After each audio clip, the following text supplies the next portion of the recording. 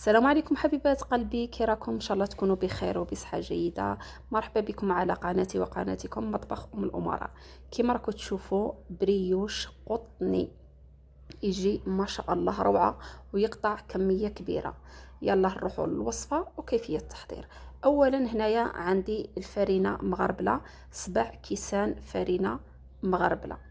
غادي نوريكم الكاس اللي عبرت به انايا، الغني عن التعريف، تاع ام وليد، هذا اللي نعبروا به ومتوفر كاع في الديار، ولا تقدري تعبريه باي كاس متوفر عندك في الدار، المهم نفس الكاس عبري به. عندي 7 كيسان فرينه تكون مغربله، ونضيف هنايا ملعقه كبيره خميره كيميائيه كما راكم تشوفوا، ونضيف نصف كاس سكر خشن اكيد، ونخلطوا المكونات الجافه كامله مع بعضهم. ونضيف هنايا نصف كاس زيت نباتي،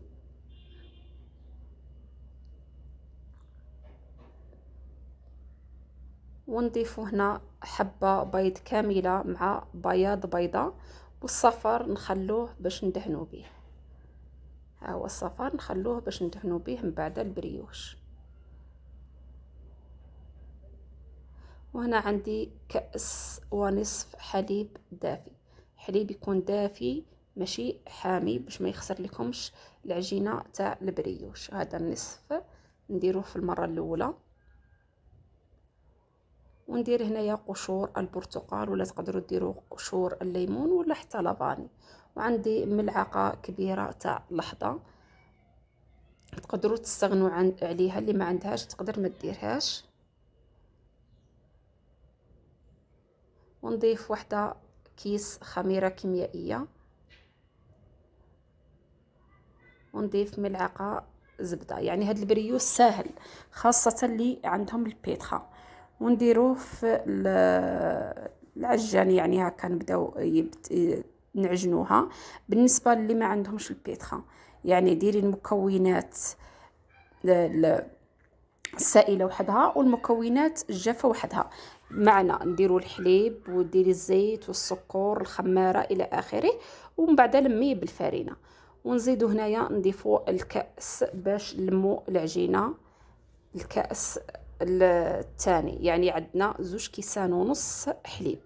هنا بالنسبه للحليب على حساب الفرينه، كاين اللي الفرينه تشرب بالخف، كاين اللي الفرينه اللي ما تشربش.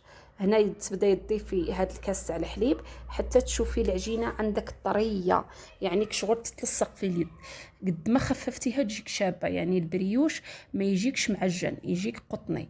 كما راكم تشوفوا هنايا صايي تعجنت لي العجينه تاع البريوش مليح. هنا غادي نغطي عليها ونخليها تخمر. كما راكم تشوفوا العجينه طريه وتقطع كميه كبيره. هنا بعد ما خمرت لي العجينه تاع البريوش نهبطوها باش نبداو نشكلوها. بالنسبه للتشكيل كل واحد وكيفاش يشكلها، انا غادي اليوم نعطيكم طريقتين تاع التشكيل وانتم لكم الاختيار. هنايا نبداو نهبطوا في العجينه، راكم تشوفوها كيفاش راها طريه طريه طريه، يعني البنات خلوها خفيفه باش البريوش تاعكم يجيكم شباب. هنا بالنسبه هاد ليمول، انا عندي هاد ليمول تاع الكنافه، نضاريه نخدم بهم الكنافه. وتقدروا ديروهم في ليمول الصغار، يعني هادو كبار. اللي عندها، انا ما عنديش الصغار، الا عندك الصغار ديروهم في الصغار.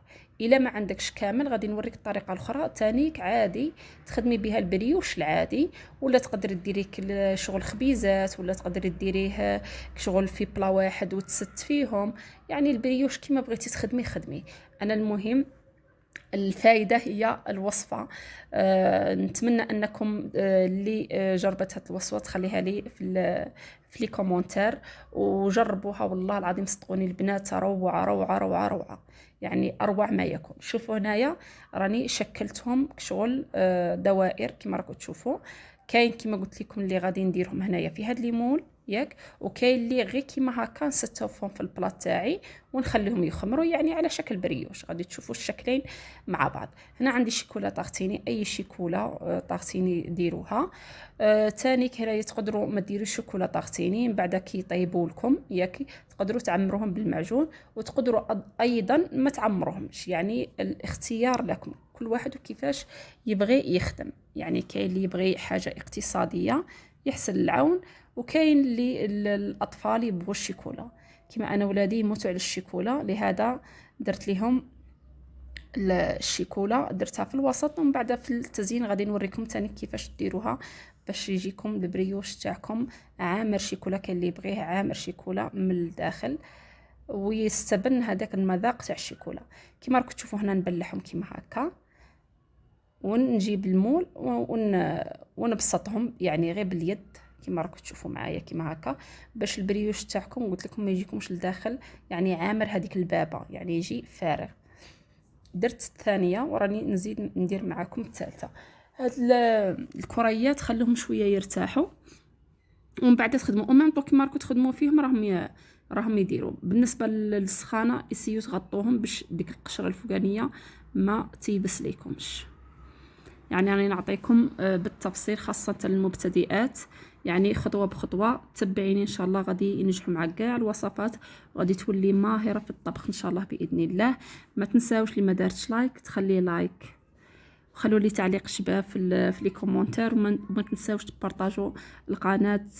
وشكرا على التفاعل تاعكم خاصه في الكاطو تاع الصابلي، شكرا ممتنه لكم، ممتنه كل واحد راه يشاهد في الفيديو تاعي وراه يدعمني بلايك يدعمني بتعليق. شكرا شكرا شكرا.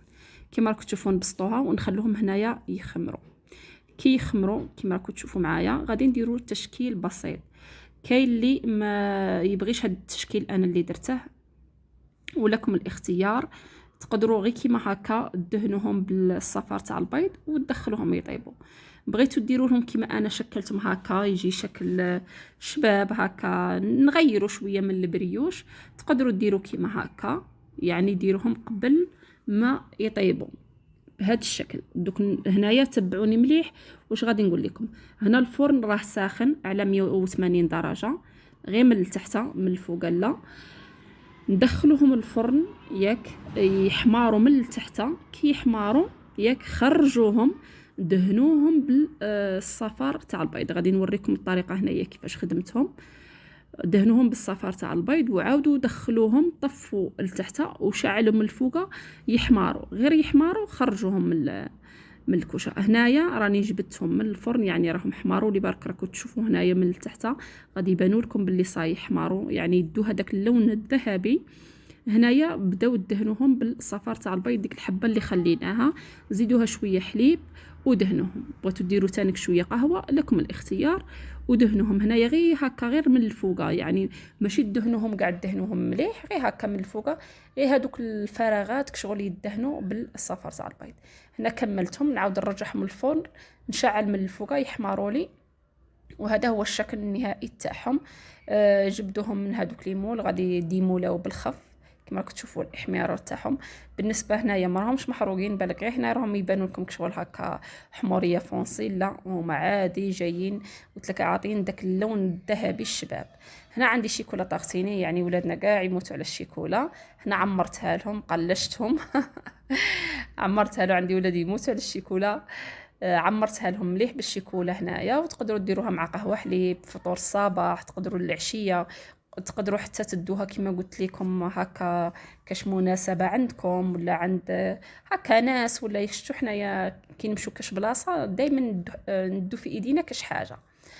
المهم دوك تشوفوا الشكل الثاني تاع البريوش تانيك اللي شكلته عادي كما قلت لكم غير دوائر شكلته، وهنايا رشيته بشويه سكر كلاصي باش يعطي هكا نظره شابه للبريوش. كما راكم تشوفوا جا قلت لكم روعه، قطني قطني قطني، وجا شباب شباب شباب وبنته روعه روعه روعه. وثاني ها هو الشكل الثاني، هذا هو الشكل الثاني قلت لك خليتوها غير بولات كما هكاك وشكلته، والتزيين درته غير كما الاخر. وعمرته تانيك بالشيكولا. وغادي نحل لكم حبه باش تشوفوا. شوفوا ما شاء الله ما شاء الله ما شاء الله، جا قلت لكم من اروع ما يكون، خاصه كي تعمروه بالشيكولا. يعني اللي يبغوا الشيكولا تقدري ديري تانيك المربى الكونفيتور عادي، تقدري تخليه غير كيما هكاك، يعني لكم الاختيار. شوف حطيتهم بعد بغيت نقسم، بغيت نبينها لكم كي راه جاي شباب وقطني. اتمنى يعجبكم، اتمنى ان يكون عجبكم الفيديو. اذا عجبكم الفيديو ما تنساوش تبارطاجوا الفيديو الماكسيموم. دمتم في رعاية الله وحفظه، مع السلامة مع فيديو جديد ان شاء الله باذن الله على قناتي وقناتكم مطبخ ام الامراء. مع السلامة حبيبات.